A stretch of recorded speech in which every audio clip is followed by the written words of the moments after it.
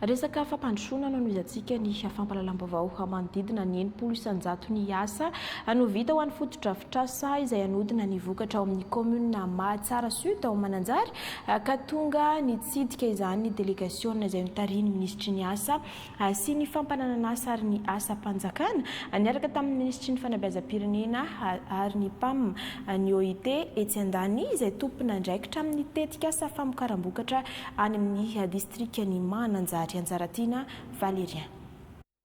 Nitsidika ny toerana hanidinam-bokatra teto Mahatsara Sud ireo délégation notariny ministry ny asa sy ny fampananana asa ary ny asa mpanjakana niaraka tamin'ny ministry ny fanabeazam-pirenena ary ny solotenan'ny ministera fambolena sy ny fahavitan-tena ara-tsakafo sy ny solotenan'ny PAM eto Madagasikara sy ny eo anivony OIT izay tompona ndraikitra amin'izao tetika asa izao. Ka nisy araka izany ny fijerevana ireo fizotry ny asa amin'ny ety fotodrafitrasa izay hanodina ny vokatra eto amin'ny commune ety. Ao anatin'izao fanamboarana azy izao dia efa misy ny fiofanana ho an'ireo tanora eto an-toerana ary efa misy ihany koa ny famoronana asa hoy ny ministry ny asa sy ny fampananana asa ary ny asa mpanjakana. Anisany vaindondra raha ny fitondrana fanavozana izay taritina Andriamatoa Colonel Michael Randrianirina ny fampananana asa indrindra moa fa ho an'ny tanora lahy sy ny tanora vavy ka ity tetika asa izay vatsian'ny fitondrana norvégiana tanterahan'ny PAM eo ampiarahana amin'ny OIT ity zany ato Mahatsara Sud dia anisany mitana toerana lehibe amin'izay hoe lafin'ny fampananana asa zay ho an'ny olona tia fotony satria fantatra teto Androany fa ny olona tia toerana ihany no raisin'izy ireo ka na dia mbola tsy manana ny fahaiza-manao anatanteraka ny asa aza dia tolorana fiofanana mialohan'ny anatanterana ny asa izany hoe tafaradalana eto zany ny fanofanana arak'asa sy ny fampananana asa. Tsy vitan'ny famoronana asa ihany ny tombony hoy ny lehibe ny faritra Vatovavy fa afaka ahodina eto avokoa ireo vokatra mampalaza ny commune Mahatsara Sud raha narina fotsiny izany teo aloha ka anisany tombo lehibe ho an'ny faritra izany raha ny nambarany. Tombony ngeza be satria misy vokatra aty tsy tafavoaka dia afaka ahodina atao toerana ilay izy mba ahafahany rehetrarehetra misitraka azy. Afaka ihany koa amidy any Mananjary raha ohatra ka tsy lany eto toerana. Dia ny fampananana asa koa anatin'izay betsaka ny olona hananasa vokatra ity orinasa ity. Nandritra izao fotoana izao moa dia anisan'ny fisidihana ireo toeram-pambolena no hatsaraina izay niarahan'ny asa tamin'ny mpanao anara-bola sy ara-teknika izay nataon'ny mponina sy ireo mpianatra ary nisy ihany koa ny fisidihana ireo ivon-toerana manofana arak'asa teto Mananjary. Resaka tetika asa miompana amin'ny famokaram-bokatra izay efa manahoana kosa ary ny resaka fampisakafoanana an-tsekoly any amin'ny faritra Vatovavy district ny Mananjary iny any. Niaraka tamin'ireo mpiara-miombonatoka tamin'ny fanatanterahana ny cantine scolaire tao Mananjary ny ministry ny fanabeazam-pirenena nijery ny zava-misy atao amin'ny commune ambanivohitry Mahatsara Sud ihany miteraka vokatsoa ny fanabeazana moa hatreto ny fisiany izay tetika asa fampisakafoanana zaza an-dakilasy zay ary miara-miasa manampy amin'izany ny ray aman-dren'ny mpianatra any an-toerana mbola Anjaratina Valérien.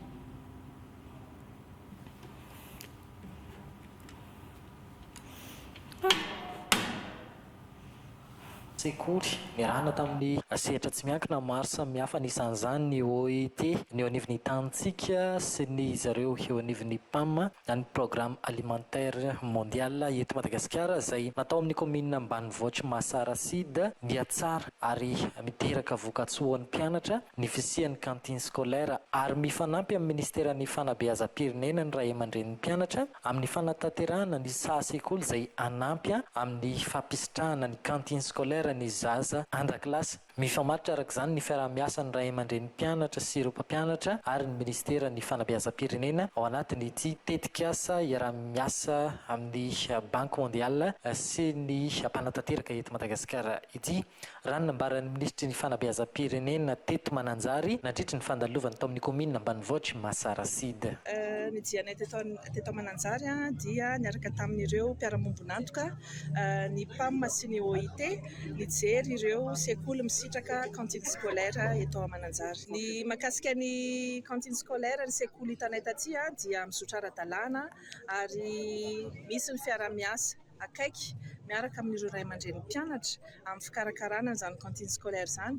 Ary eo ihany koa moa ny mpiara-monina antoka amintsika izay nijery hoe manao ahoana tokoa ny fikarakarana manodidina izay resaka cantine scolaire izay.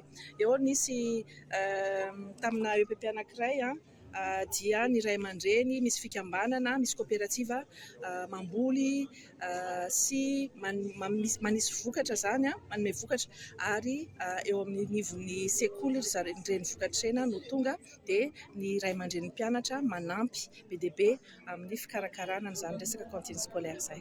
Nanome hafatra manokana ho an'ireo mpampianatra aty Mananjary sy manerana Madagasikara moa ny minisitra mba hifantoka bebe kokoa amin'ny fampitana ny fanabeazana sy ny fampianarana ao anatin'izao farapara ny taom-pianarana izao, indrindra amin'ny fiomanana ny fahatrehana ny fanadinana maro samihafa raha ny fanazavany. Ny hafatra ho an'ny mpanabe efa akaiky ny fotoam-panadinana dia manentana antsika mpanabe rehetra mba hikarakara ampitoniana mba hanatanteraka ny didimasina izay ataontsika ho an'ny ankizy, ho an'ny taranakitsika amin'ny fanadinana mba tsy ho hisy tomika. Fa ny ministera ny fanabeazam-pirenena dia efa miezaka manao ny ezaka rehetrarehetra mba hamahana tsikelikely ireo olana izay hitantsika sy tsy hafenina amintsika eny amin'ny tambazotra. Misy izy ireny marina fa misy ihany koa nefa dia endrika fanakorontanana fotsiny ihany. Fa ny farana ny tetikasa dinamika mahakasika ny sehatra ny fambolena sy ny fiompiana atany amin'ny distrikta Anjorobe raha ny asa nandritra ny 3 taona atany an-toerana.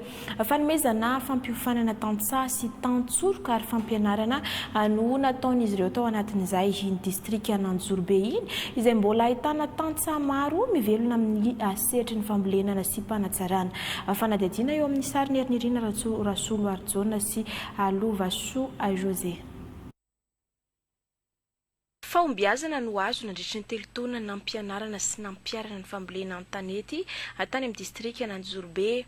Commune telo no tena niasany tetikasa dinamika izay narindra ny Sirady tao Anjorobe ka ny resaka fambolem-bary an-tanety sy fiompiana trondro ary ny fambolekazo no tena nataon'ny mponina maro anisa. Iny distrikta iny izay mamatsy azo kininina ho an'ny renivohitra. Nisy teknisianina iteny fotony mihitsy nanoro an'ireo tantsaha izay nanoro an'ireo fianakaviana mpamokatra ireo an'izay teknika indrindrindrindra fa fambolena vary an-tanety izay. Tsy vitany hoe teknika fotsiny fa teknika agroekôlôjika izay teknika maharitra afaka ampiasain'ny tantsaha mifandraika amin'ny farim-piainana ananany sy ny fivavahan'ny toetrandro petraka maharitra eo amin'ireo tantsaha ireo ary anovany tampamokarana sy anovany toetrain'ny tantsaha zany ety atoerana mba hamokatra maharitra. Fikarohana sy tantsoroka ny tena nataon'ny tetikasa dinamika narindra ny Sirady fa anjarany tantsaha kosa no mandrindra sy misafidy ny asa ao ataony. Azo lazaina fa nahomby ny ezaka izay natao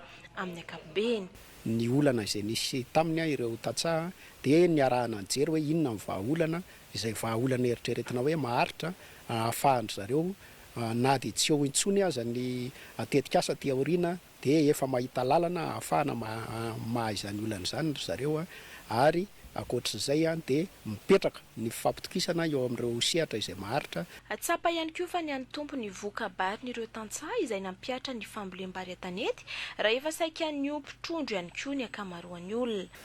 Zay zany dia mamboly vary an-tanety dia tamin'ny voalohany zay tsy niaraka ny agrisida dia latsaka be ny tapamokarana zany miany amin'ny 2 tonnes hectare rehefa nataony sondazy fa rehefa niaraka ny agrisida zay dia nanao ny composta ranony composta vetina dia nampivavidina ireo ampiarahana ireo dia miakatra be ny tapamokarana miakatra ny amin'ny 3 tonnes zao ny hectare ny vary tanetazina rehefa miaraka tamin'ny agrisida zay nampiasa ny composta vetina na composta ranony. Azo lazaina fa vaovao amin'ny ankapobeny ny olana tantsaha tao Anjorobe.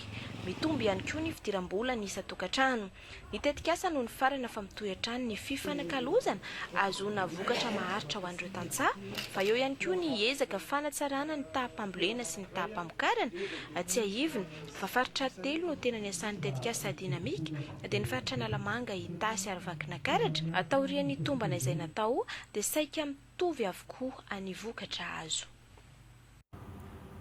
atoizantsika amin'ny lafiny toekarena ny vaovao natao tao amin'ny fokotany Anjiabe boriboritany Nosy Komba ny fanokafana tamin'ny fomba ofisialy ny tsena ny lavanilina manta tao anatin'ny prefekturany Nosy Be raha tamin'ny andro voalohany sokafany dia mbola tsy nahitana mpividy tonga teny amin'ny tsena fa ny mpamboly kosa no napafantatra fa iray hetsy ariary no ivarotan'izy ireo ny iray kilao amin'izay vokatra lavanilina izay. Retsy Toara Chandris. Taoriany tao amin'ny distrikiny Ambanja fanokafana tamin'ny fomba ofisialy tsena ny lavany manta tato amin'ny fatriny Diana ny toy teto amin'ny prefecture de police Nosy Be izany izay notanterahana tety Nosy Komba fokotany Anjiabe nandritra izany no nafantarana fa misedra olana ireo atanjam-pamokatra lavany tsy matatra 9 mois io zegny lefa masana lavany fa eo amin'ny valovolo io angamba donc fa masaka zegny lavany efa maro zegny ny olo mitsongo lavany mitsongo lagneny masaka zegny tsongoegna tapy amboarigny alo préparegna dia lasa tsy tetry zegny ro amin'ilay vitrantsena vaholagna hitanay zegny ia matsapa zegny zahay hoe mba tokony misy fampiofanagna resaka préparation dia igny zegny mba afahanay mikajy ilay vokatranay mba tsy ho mekimeky tsena eky zegny zahay fa raha teto Anjiabe manokana tsy mbola nahitana mpividy tonga tamin'ny tsenany lavany fa ireo mpamboly kosa nanoratra vidiny ivarotan'izy ireo lavany manta 100 000 ariary iray kilao hatreto aloha ny prix collecteur mbola tsisy ny affiché amin'ny tableau fa ny Biolandy ihany satria Biolandy zany misy fikambanagna io ihany ny mividy amin'izay tsena telo no sokafanay any ary ny prix Biolandy dia 53 000 ariary aharitra telo andro tsenany lavany manta eto amin'ny fokotany Anjiabe ary toy izany amin'ny fokotany hafa anatin'ny boriboritany Nosy Komba afahany sokafana tamin'ny fomba ofisialy nandritra ny fankalazana ny andro maneran-tany ho an'ny sokatra ny Vazo Lodge na ny fitoerana najoro ny TSA natao andraisam-bahiny sy arovana ny sokatra ary ny tontolo iainana any amin'ny commune Nikoly distrikany Tsiombe faritra Androy no nametrahana izay toeram-pizahan-tany izay tanjona ny ampiroboroboana ny setry ny fizahan-tany any amin'ny faritra Atsimo Jean Nantenaina Joa Marcela. Ankalazaina isan-taona ny andro maneran-tany ho an'ny sokatra. Fotoana iray mahazava-dehibe ny fiarovana ny sokatra izay anisan'ny arena voajanahary sarobidy. Raha ny taty Androy manokana dia natao tany amin'ny distrikany Tsiombe commune Nikoly no ivitoerana nanaovana ny fankalazana. Maro ireo fikambanana sy tetikasa miaro ny tontolo iainana no nanentana ny mponina mba tsy hanimba ny toeram-ponenana sy hiaro azy ireny amin'ny fihazana azy tsy ara-dalàna. Ka anisan'ny tanjona amin'izao fankalazana izao ny fampafantarana ny olona ny anjara toerana lehibe izay tazon'ny sokatra amin'ny fitandrona ny tontolo iainana.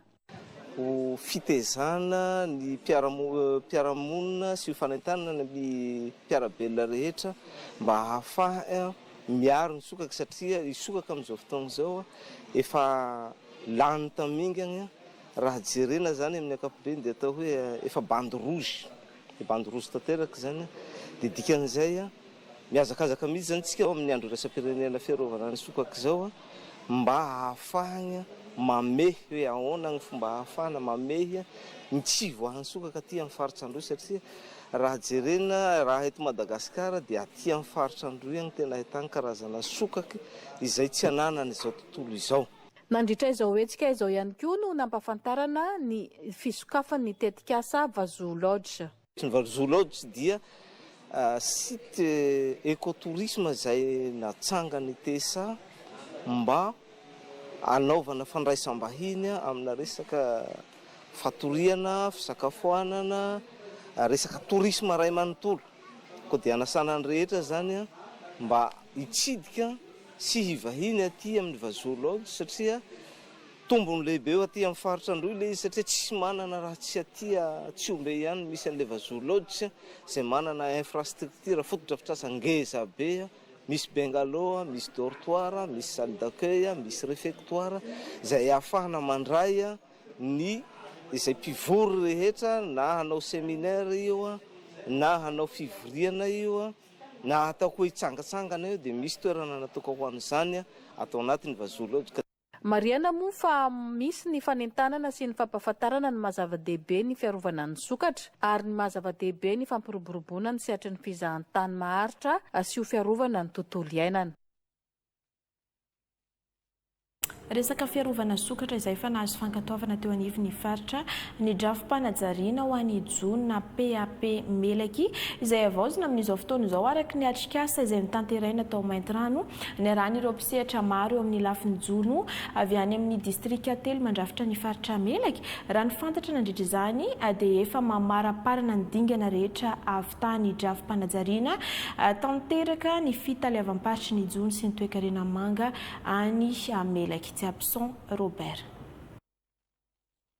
Zava-dehibe ny fananany faritra iray ny drafim-panajariana ho an'ny jono satria miainga avy ao anatin'izany avokoa ireo drafitra sy asa rehetra izay ho kasainy ireo mpiray ombinantoka manana dedikasa hatao eny fotony ho fanatsarana ny sehatry ny jono sy ho fanatsarana ny velomam-pony ireo mpanjono.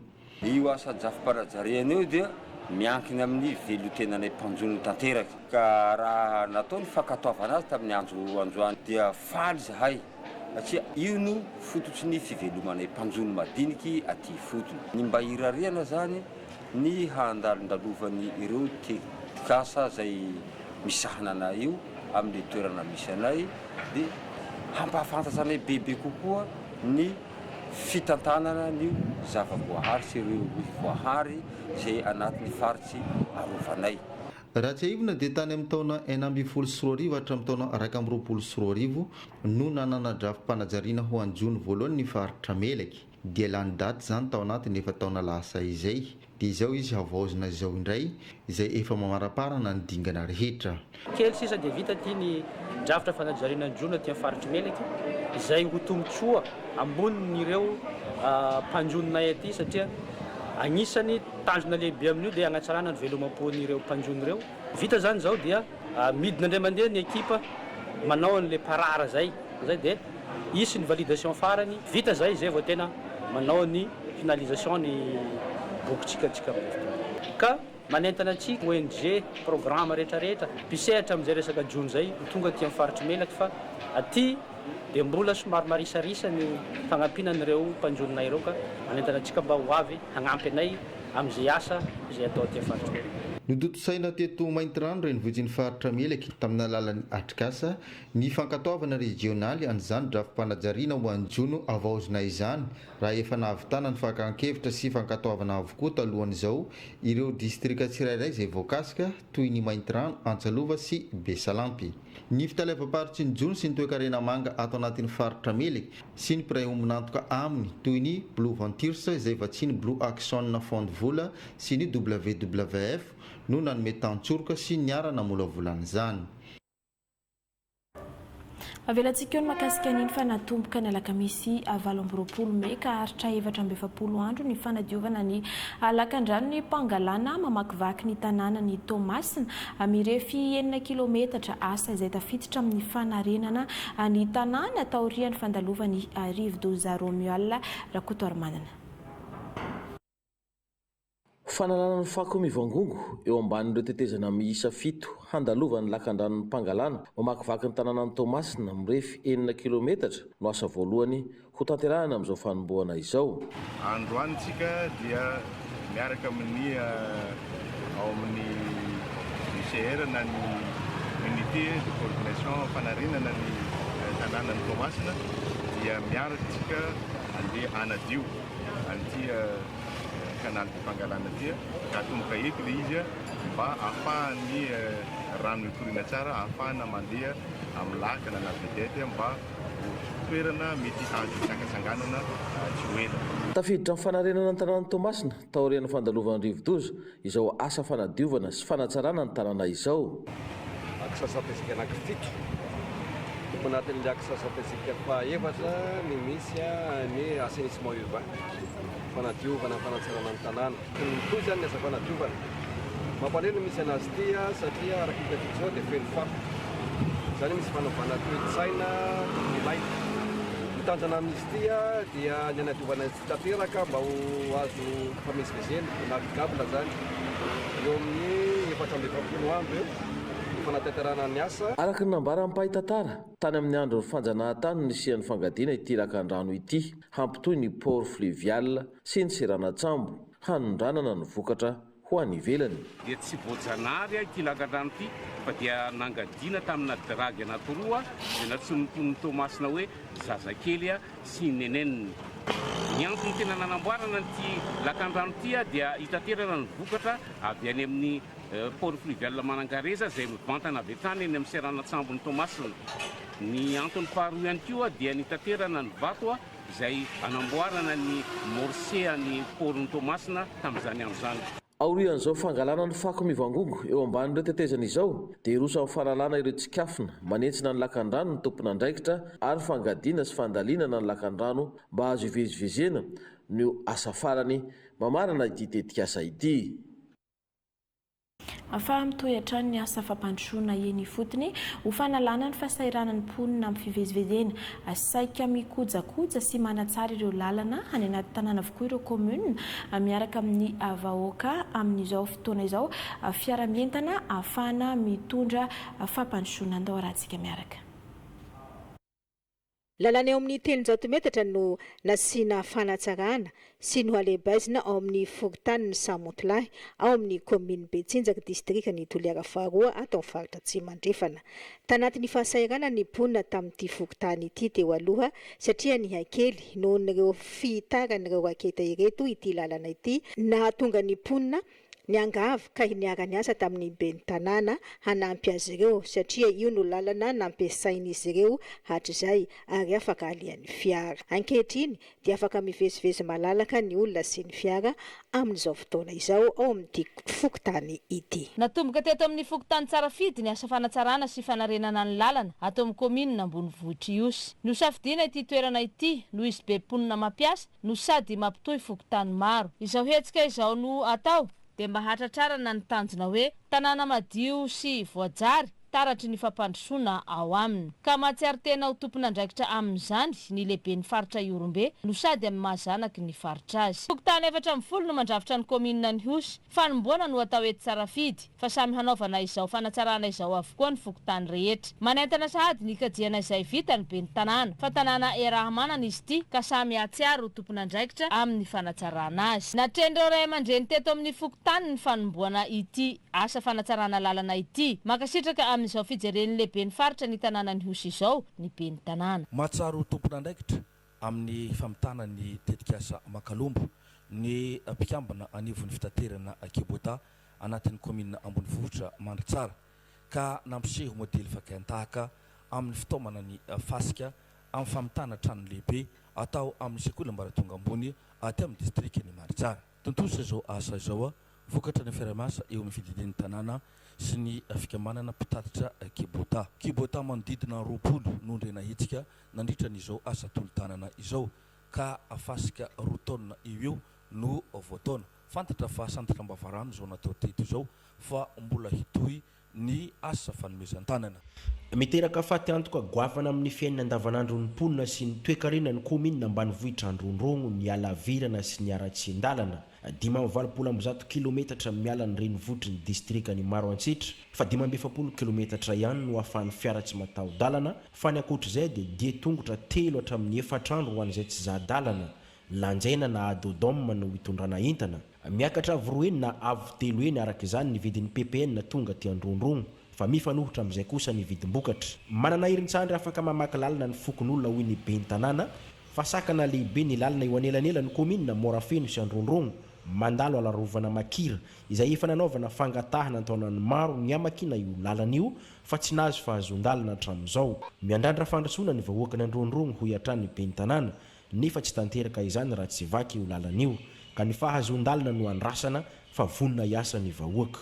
Isan'ny fanavozana strany distrikany Manandrina ny fanamboarana ny lalana RIP 501 mampitohy ny commune Anjomanakolo sy ny renivohitry ny district ary ny RNT 46 mampitohy Andisomandroso sy ny commune Ambovombe Centre taorian'ny adisika nataon'ny filoha lefitry ny antenimera-pirenena faritany Fianarantsoa izay solombavam-bahoaka voafidy tato Manandrina ka nahazona ny famatsim-bola mitetina 2.5 miliara ariary avy amin'ny fond routier ka anomboka avy hatrany ny asa ary ny entreprise solide construction no anatanteraka ny fanamboarana izay hofitaina ao anatin'ny efapolana. Teto amin'ny komina Anjomanakona no nanatanterahana ny fanombohana amin'ny fomba ofisialy ny fanamboarana ny lalany Manandrina izay efa nandrandray ny vahoaka hatriny ela satria tany mamokatra i Manandrina ary mamantso faritra maro eto Madagasikara raha tsy ilaza afa-tsy ny voasary makirana, ny voanjo sy ny maro hafa. Manao ezaka amin'ny fametrahana foto-drafitrasa iombonana ny faritra Atsignianana. Agnisan'ny asa lehibe ho tanteraina atoato ny fagnatsarana ny endriky ny tanàna amin'ny alalan'ny fanamboaran-dalana eo an-tampon-tanàna ka hisitraka an'izany ny komina Ambonivohitra Vatomandry sy ny komina Ambanivohitra Ilaka Esta. Raha ho any eto an-tampon-tanàna Vatomandry manokana, voakasiky ny fanamboarana ny lalam-pasika miainga avy eo amin'ny Stella 47 miazo ny fokontany Tarantsaripati sy Bemasandro ary mivoaka amin'ny RN11 izay ho atao lalana beton.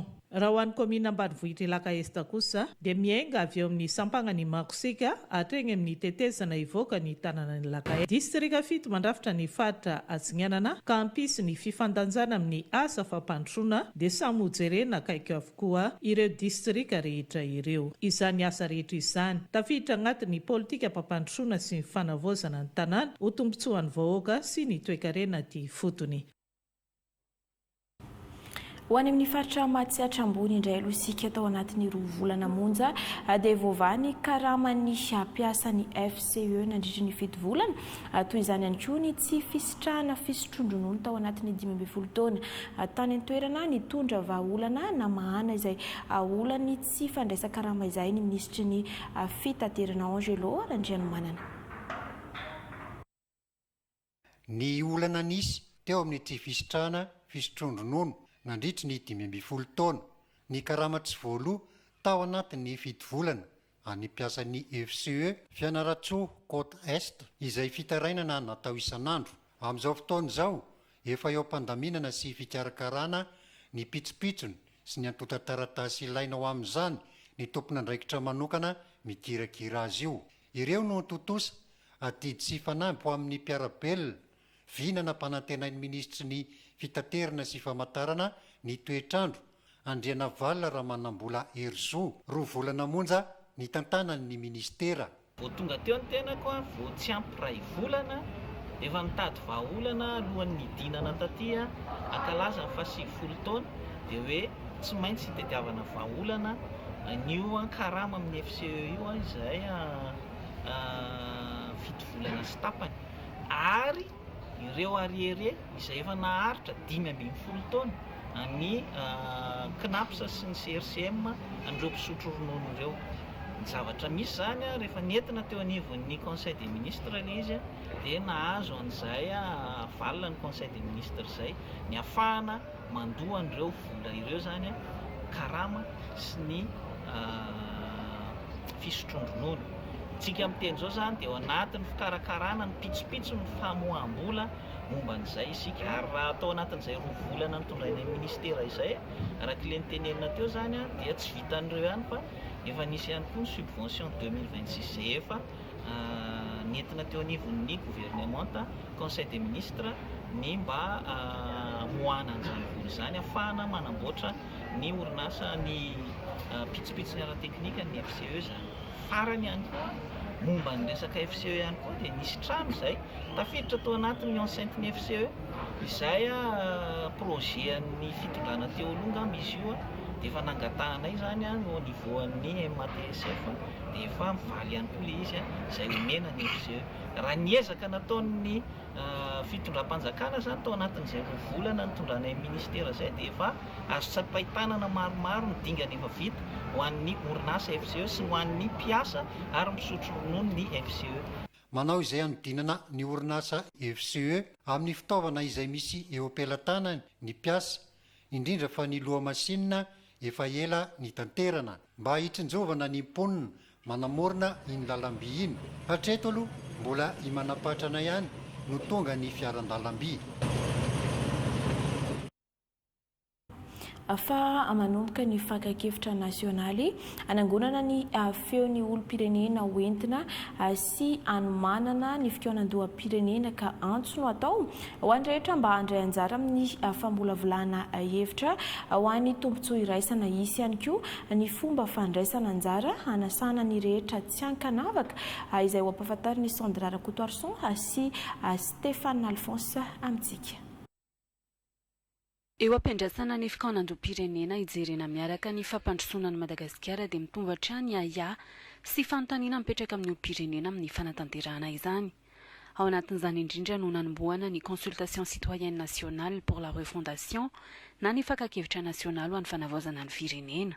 Manahy ihany koa ao anatin'izay hoe sao dia misy fanontaniana ho adino ary ao anatin'izay fikaonan-doha izay kanefa misy fanontaniana ataoko hoe tena iakina ny ain-dehibe an'ity firenena ity mila apetratsika amin'ny tenantsika ary mila mandiny tena koa tsika ary mila manapa-kevitra miaraka isika malagasy zany hoe inona ary ilay tena tiantsika hatsangana miaraka dia amin'izay mampikaroka averiko foana izay no nahatonga anazy ny développé an'ilay fanadihadina fankakevitra ho an'ny olom-pirenena izy ity izay ny tena marina hoe inona marina ilay tiantsika ialana aloha voalohany indrindra inona ny andrandrantsika amin'izany atao hoe fanavaozan'izany inona avy mila ovaina raha ny hevitrintsika rehetra no jerena. Sokatra ho an'ny malagasy rehetra manomboka amin'ny 19 taona no miakatra nahita toerana na any am-pelezana manomboka izao ka hatramin'ny volana Jolay ny fanangonana ireo hevitra ary misokatra amin'ny endrika maro samihafa ny fandraisana anjara. Manomboka amin'ny herinandro zany dia hitanareo eny amin'ny tambazotra tserasera rehetra ny anaty gazety ihany koa sy amin'izay fomba rehetra afaka anaovana azy misy QR code izay ho zaraina. Rahantsika moa raha amin'ny andro moderna izao izay manana telefona rehetra dia afaka miscanna an'izy tonga dia tafiditra ao anatin'ilay fankakevitra amin'ny teny malagasy sy teny frantsay no nanaovana azy avoaka amin'ny gazety ihany koa. Fa ny tena zava-dehibe dia ilay fanapaharana ilay sy firesahana amin'ny olona rehetrarehetra satria tsy voatery manana telefona daholo ny olona sy ny sisa dia izay ny antsoavo atao. Hevitra sy tolo-kevitra no angonina molavolana miaraka ny tombontsoa iombonana amin'ny alalan'ny famaliana fanontaniana manodidina ny 700. Feheziko ilay hoe ao anatin'ilay fanontaniana 700 misy resaka ara-ekonomika ao anatiny, misy resaka momba n'ilay lalam-panorenana ihany koa mila ovaina sa tsy mila ovaina raha ovaina dia inona ny tianareo ovaina ao anatiny sy ny sisa. Izay no ataoko hoe tsy mifaninana tsy akory amin'ny fitondranyity zavatra ity fa heziko ny firenena tsotra ezahana hanampy. Natao izao fantarana ny fampidiniana nasionaly amin'ny alalan'ny fanangonana ny feon'ny olom-pirenena tsy ankanavaka, ahafantarana ny etaetan'ny vahoaka, ny lahara-pahamehana ary ireo fitsipika tiany hitarika ny hoavin'ny firenena ao anatin'ny vina fanorenana indray mifototra amin'ny soiombonana. Fa manomboka amin'ny herinandro ity moa izay consultation citoyenne nanangonana ny feon'ny olom-pirenena tsirairay izay fa nisy ihany koa ny fikaonan-doha stratégique ahafahana mamelo maso ny fahavononan'ireo mpisehatra ao amin'ny coalition anti-corruption tao Toliara atao anatin'ny AJKSA izay no tanteraina tany amin'ny faritra Atsimandrevana. Io no nahafahana manangana paikady amongorana ireo kolikoly avolenta sy ireo dossier sy sehatra mafapana. Farel Asnimira Julien Randrenambin. Hanambatra hery ka hifantoka amin'ny kolontsaina ny fampanjakana ny mangarahara sy fametrahana ny tamberinandraikitra ny coalition anti-corruption Toliara mba ahafahana mamongotra ny kolikoly avolenta. Hifarombona ny mpiantsehatra isantsokajiny ny fanapahana ny rojo-piaria ny kolikoly ataon'ireo tompon'andraikitra ambony izay vato lehibe manapotika ny toe-karena eto amin'ny faritra. Ny ady amin'ny kolikoly zany raha ianao rery dia ataoko hoe mora ny animban'ny mpanao kolikoly ianao satria réseau ny kolikoly fanaovana kolikoly ary matanjaka satria volabe no mihodina ao anatin'izay. Ary raha nanaraka tsika ny premier ministre dia nyteny mihitsy fa tokony hifantoka bebe kokoa isika amin'ny resaka grand dossier manomboka izao. Ny coalition anti-corruption zany dia anisan'ny anjara ndraikiny ny manao ny fanangonam-baovao, manao an'ilay fanaraha-masina aloha hoe veille, dia manao ihany koa ny plaidoyer, manao ny interpellation an'ireo sehatra na hoe fitondram-panjakana ihany koa raha ilaina ny amin'izay ady amin'ny kolikoly izay, ary mitondra ny angoavao sy ny fitarainana mankany bianko zany mba hahafahantsika manenjika sy manao fanadidina an'ireo grand dossier ireo. Ity drafitra volavolain'ny coalition anticorruption toliara ity dia entina hanatrarana ny paikady-pirenena iadina amin'ny kolikoly ka mitondra tantsorika ao anatin'izao hetsika izao ny Organisation internationale de la francophonie. Resaka dia amin'ny kolikoly zay fa ho aniady amin'ny tazomoka kosa dia miakatra ny tany olona voany aretina tazomoka any amin'ny distrikany Vangaindrano ho 5 volana voalohany tamin'ity taona 2024 ity raha ampitahina ny ta tamin'ny taona 2024 tsy mitazapotsy ny manoloana izany ny fitondram-panjakana fa nisy ny fanairana ny olona hiara entana ampiasa ny lay misy odimoka ka ny avy ao anivon'ny ministera miandraikitra ny ady amin'ny tazomoka no nitina tany amin'ny distrikany Vangaindrano ka niona tamin'ireo olona izay namaly ny Antsoboto Johnny Archon. Aretina ilaharan'ny olona eny ny tobim-pahasalamana tamin'ny distrikany Vangaindrano ny tazomoka laharana faharoa amin'ny distrika 10 misy ny aretina eto Madagasikara raha oharina tamin'ny taona 2024 ity 10 volana voalohany amin'ity taona 2024 ity miakatra ny isan'ny olona voany tazomoka. Ampitaina tamin'ny taona lasa dia somary miakatra kely ny tazomoka.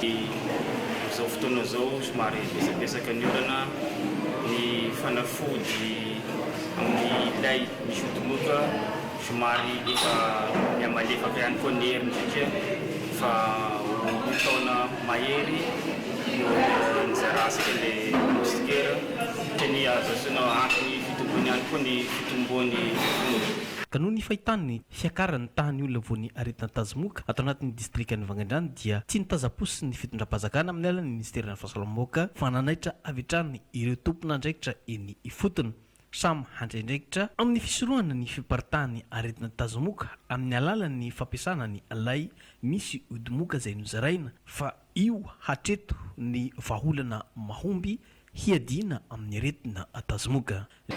Tsy tazaposy zany ministeran'ny fahasalamam-bahoaka fa nidina ity fotony nampivory ny herivelona sy ny mpiantsehatra rehetrarehetra mba hanairana zareo zava-dehibe tokoa zany ny fisorohana ny tazomoka dia miverina ny entanina letsehana zany aty mba hoe tsy mandromandry miverina ampiasain'ny vahoaka malagasy rehetrarehetra olona misy odimoka io na aiza ny toerana natoria na ny antsaha na antrano sady mampandositra no mamono ny moka ireny ilay misy odimoka io. Tamin'ny alalan'ny atrikasa nanaovana fanairana ireo olona toteny hinanivon'ny fiarahamonina toy ny lehiben'ny fokotany ny mpitarika fikambanana ny olom-bofidy sy ny olom-botendry ka ny fiaraha-mientany rehetra no hampahomby ny ady amin'ny tazomoka samy nanao drafitrasa hanaovana farentanana amin'ny sehatra misy azy avy ireo tompon'andraikitra niatrika ity atrikasa ity. Mivadika lafim-baovao hafa tanteraka isika fiteny maro mpampiasa indrindra eo amin'ny sehatra ny fandrarahana eo amin'ny sehatra maneran-tany ny teny anglisy maro mpampiasa ihany koa amin'ny fifaneraserana ary maro ny asa amin'izao fotoana izao no mitaky ny fahafehezana izay teny anglisy izay isa taona dia mitombo isa trany ireo tanora manaraka ny sampam-pianarana anglisy eny amin'ny université Antananarivo ny farany herinandro lasa teo dia 30 ireo nahazo ny mari-pahaizana maritra Markutu Riza Rakutson.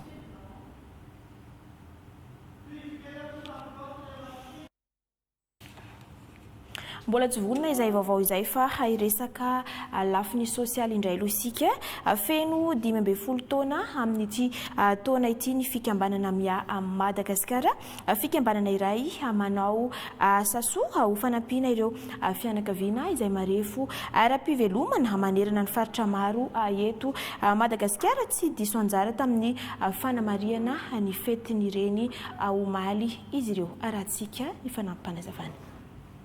Nananjara toerana lehibe amin'ny fomba mampanao atao aty amin'ny faritra fitovinany ny rary na ankafaliana na ankaratsiana. Anisany akora fototra ilaina amin'izany ny rambo izay efa miasarotra ny fahitana azy ankehitriny. Ho fanohizana ny ezaka fambolena zana-drambo izay efa nataony fikambanana VMM tao amin'ny distrikany Vohipeno ny volana Marsa lasa teo iny dia isy ny hetsika opération Ambaladify ho karakarain'izy ireo ny farany volana Mey ho avy izao hanehoana ny asa tanana anakavy amindreny ho fanandratana ny kolotsaina mifandraika amin'ny rary.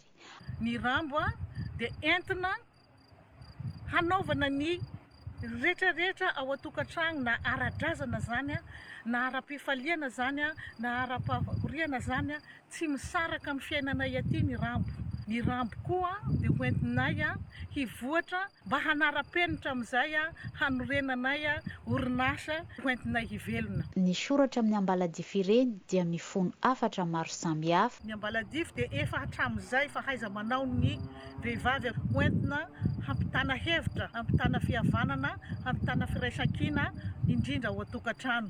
Izay indrindra no nandraisanay hoe alao mba hampahafantarina ny olona moa inona zany hoe ambaladify zany. Mangataka ny fagnampintsika, mangataka ny fandraisantsika anjara amin'ity opération ambaladify ity. Ny fikambanany VMM Maovibe dia manohitra ny fanomezana tantsoroka ny anakavy amin-dreny ary manaintana ny rehetra izy ireo hiara ifanometanana ho fampivoarana ny vehivavy misehatra mirary. Resaka sosialy tany amin'ny distriktan'ny Vohipeno izay narahantsika teo izay fa raha efa voninao ny vaovao mahakasika ny fianarana teny anglisy dia ho arahantsika avy hatrany. I chose to major in English studies because I want to expand my horizons first, because when you know how to speak English fluently, it opens doors mostly for international career. Inglisy izy veky na hoe ny teny anglisy dia lakle afaka manokatra varavarana maro amin'ny fiainana sy ny asa. Anisan'ny fiteny be mpampiasa indrindra maneran-tany izy ary tombanana ho mahery ny 1.5 miliara ny olona afaka miteny na mampiasa azy amin'izao fotoana izao. Eo amin'ny sehatry ny business na ny fandraharana sy ny asa iraisam-pirenena dia lasa fiteny iraisana ny teny anglisy. Betsaka amin'ireo orinasa lehibe sy ny fifandraisana ara-barotra maneran-tany no mampiasa azy amin'ny mailaka, ny amin'ny fivoriana, ny fifanarahana ary ny fifandraisana amin'ny mpanjifa. Noho izany, ny fahaizana amin'ny teny anglisy dia manampy amin'ny fahazoana asa tsara kokoa, fanitarana fahalalana ary fifandraisana amin'ny olona amin'ny firenena maro. Isan'ny taona dia mitombo isa ny tanora maniry ny anaraka fianarana teny anglisy eto amin'ny Université Antananarivo. Teo ny fianarana teny anglisy sy ny kolotsaina ny tany amin'ny teny anglisy. Teo ny nanao ny anglisy ilaina amin'ny lafin'ny asa. Ary ny fahatelo dia ny nanao ny anglisy sy ny teny japoney miaraka. Mahay maneho hevitra satria olona ohatr' izany ny ilain'ny firenentsika amin'izao fotoana izao. Mahay mamolavola hevitra, mahay miaro hevitra ary indrindrandrindra manolotra sosikevitra ho fampandrosoana, izany hoe mijery ny zava-misy any amin'ny fiarahamonina dia manolotra vahaolana mifanaraka amin'izay. Ankoatra ny mpandika teny, ny mampianatra na ny miasa amin'ireny masovo isan-karazany ireny dia mampivelatra amin'ny iraisam-pirenena ny fananana mari-pahaizana amin'ny teny anglisy. Afa no tanteraina tany Antsiranana ny fifanakaloza-kevitra momba ny fiarovana ny angon-drakotra momba ny olona iray na ny données personnelles, zava-dehibe izany fiarovana izany mba tsy ho ampiasain'ny hafa amin'ny tsirariny. Mila maka lalana amin'ny CMIL, komisiona malagasy momba ny informatika sy ny fahafana ny fampiasana izay données personnelles izay nalosora Andriamasinoro. Mila atao laharam-pahamehana ny fiarovana ny antsoina hoe données personnelles, izany hoe ireo angon-drakotra momba ny olona iray toy ny anarany, ny daty nahaterahany sy ny laharany karapanondrom-pireneny. Nisy noho izany ny fifanankalozan-kevitra nosokafana ho an'ny daholobe teto Antsiranana nanehoan'ny rehetra izay heveriny ho paikady amin'izay fiarovana izay mba hisiny ny fanajanany maha-olona. Nofidina manokana ity district ity noho ny fisian'ny sekoly ambony ESPA sy ny fitoerana ambony momba ny teknôlôjia na ny ISDD. Réseaux sociaux moa zany tena zavatra hitantsika isan'andro. Tsika nefa raha vao mandray an'izy io dia efa mametraka trasy izay ahafahana mahafantatra antsika dia iny nefa mila tandrovana zany les données izay lefantsika eo mikasika antsika satria mety misy olona zany mana toetra tsy dia mendrika dia mampiasa izy iny amin'izay tanjona tsy neverina ho ampiasana azy. Mananjo hampijanona ny fampiasana izany angon-kevitra momba azy izany nefa ny olom-pirenena iray. Afaka manao droit d'opposition koa ianao zany okan'izay supprimer amin'izay le momba anahy io. Fantatsika ohatra ny inona daholo ny joana anatsika amin'io fikirakirana ny momba antsika io.